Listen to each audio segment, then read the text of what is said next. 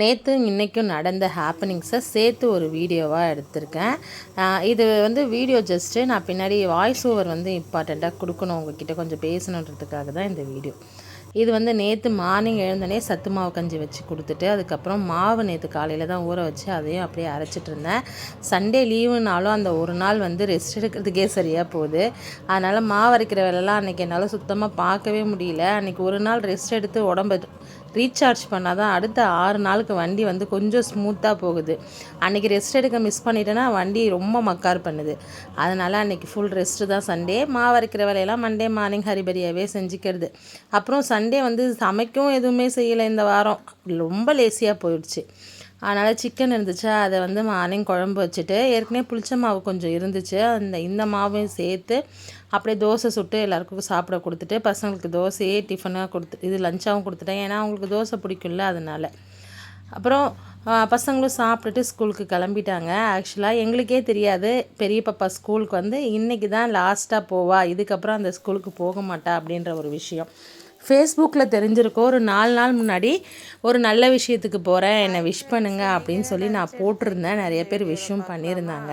இங்கே பாண்டிச்சேரியில் யூனிட் 1 கேந்திர வித்யாலயா ஸ்கூலில் பாப்பாவுக்கு அட்மிஷனுக்கு அப்ளை பண்ணியிருந்தோம். அது எங்கள் அண்ணா சொல்லி தான் அப்ளை பண்ணியிருந்தோம். அந்த அண்ணாவுக்கு நான் ரொம்ப ரொம்ப தேங்க்ஸ் சொல்லிக்கிறேன்.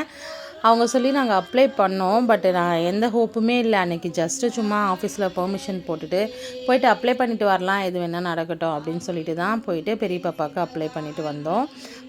உங்களோட ஆசீர்வாதத்தாலும் கடவுளோட அருளாலும் எங்கள் அம்மா அப்புறம் ஏமர்ஷினி அவங்க தாத்தா இவங்களோட பிளெஸ்ஸிங்ஸாலும் அங்கே எங்கள் பாப்பாவுக்கு சீட் கிடச்சிருக்கு.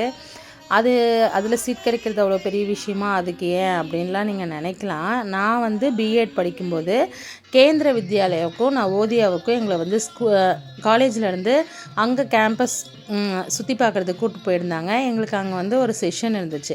அப்போ நான் யோசிச்சிருக்கேன், இந்த ஸ்கூலில் எஜுகேஷ்னல் சிஸ்டம் நல்லா இருக்குது. அதாவது பசங்க அண்டர்ஸ்டாண்டிங்கில் படிக்கிறது ரொம்ப நல்லா இருக்கே, நமக்கு அந்த மாதிரி ஒரு ஆப்பர்ச்சுனிட்டி கிடைக்கலையே, இங்கே நிறைய விஷயம் நல்லா இருக்கே, அது நமக்கு கிடைக்காம போயிடுச்சுன்னு அப்போ நான் நிஜமாக நினச்சிருக்கேன், ஃபீல் பண்ணியிருக்கேன். இன்றைக்கி நான் நினச்ச அந்த மாதிரி ஒரு பிளேஸில் என் பாப்பா போய் படிக்க போகிறா அப்படின்றது எனக்கு ரொம்ப ரொம்ப ஹாப்பி தான். அதுவும் இல்லாமல் அங்கே சிஸ்டம் கொஞ்சம் நல்லாயிருக்கும் அப்படின்னு நான் நினைக்கிறேன். கோச்சிங்ஸ்லாம் இப்போ எப்படி இருக்குதுன்னு எனக்கு தெரியல, பாப்பா போய் சேர்ந்ததுக்கப்புறம் தான் தெரியும் எப்படி இருக்குதுன்னு பார்க்கலாம். நேற்று அப்படியே ஆஃபீஸ் முடிஞ்ச கையோட பௌர்ணமின்றதுனால வானூர் கோவிலில் பூஜை வச்சுருந்தாங்க, ஊஞ்சல் வச்சுருந்தாங்க. அங்கே தான் போயிருந்தோம். எங்கள் மாமியாரும் பிரசாதம் நிறையா செஞ்சு வச்சுருந்தாங்க.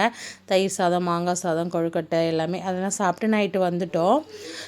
பாப்பாவுக்கு நேற்று திடீர்னு மார்னிங் ஒரு 11:30க்கு நான் ஆஃபீஸில் இருக்கும்போது கால் வந்துச்சு. கேபி ஸ்கூல்லேருந்தே கால் பண்ணியிருந்தாங்க, அட்மிஷன் ஓகே ஆகிடுச்சு, நீங்கள் உடனே அட்மிஷன் போட்டுருங்கன்னு சொல்லிட்டு. உடனே சடனாக 2 மணிக்கு போயிட்டு அங்கே அட்மிஷன் போட்டுட்டு வந்துட்டோம். டிசி 1 வீக்கில் கொடுங்க அப்படின்னு சொல்லியிருந்தாங்க. அங்கே அட்மிஷன் முடிஞ்ச கையோட நேராக பாப்பா ஸ்கூலுக்கு போயிட்டோம். பாப்பா ஸ்கூலில் பாப்பாவுக்கு இருக்கிற கனெக்ஷன் ரொம்ப ரொம்ப பெரிய கனெக்ஷன். ஏன்னா நான் 1 வயசு பாப்பாவுக்கு 1 வயசு 1.25 வயசு இருக்கும்போது நான் அங்கே ஸ்கூலில் ஜாயின் பண்ணேன்.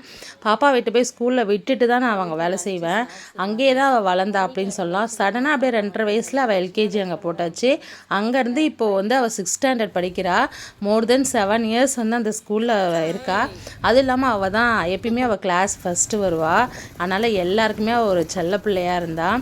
இந்த மாதிரி கேவியில் சீட் கிடச்சிதுன்னு சொன்னோன்னே அவங்களுக்கு ரொம்ப ஹாப்பி. கரஸ்பாண்டன்ட் சாருக்கும் சரி, இன்சார்ஜ் சாருக்கும் சரி, கரஸ்பாண்டன்ட் மேமுக்கும். பட் பாப்பா அவங்கள விட்டு போகிறான்னு நினச்சி கரஸ்பாண்டன்ட் மேம் அழுதுட்டாங்க. பாப்பாவும் ஒரு பக்கம் அழுதுட்டா. ஏன்னா அவங்க வீட்டு குழந்த மாதிரியே வளர்த்தாங்க. அவளை நாங்கள் நல்லா உருவாக்கிட்டு வந்திருந்தோம். 10th அவள் நல்ல மார்க் எடுப்பா. நாங்கள் எங்கள் ஸ்கூல் நேம் அவளை வச்சு பில்டப் பண்ணலான்னு நினச்சோம். நிஜமாக நாங்கள் எமோஷனை மிஸ் பண்ண போகிறோம் அப்படின்னு அவங்க சொல்லும்போது எனக்கு உள்ளுக்குள்ளேருந்து அப்படி ஒரு பூரிப்பு. சொல்லுவாங்க இல்லையா, ஈன்ற பொழுதில் பெருதுவக்கும் தன் மகளை சான்றோர் என கேட்ட தாய் அப்படின்னு சொல்லிட்டு, அந்த ஃபீலிங் எனக்கு அப்போ கிடச்சிது.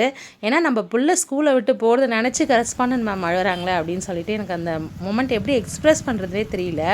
எனக்கு ரொம்ப ஹாப்பியாக இருந்துச்சு.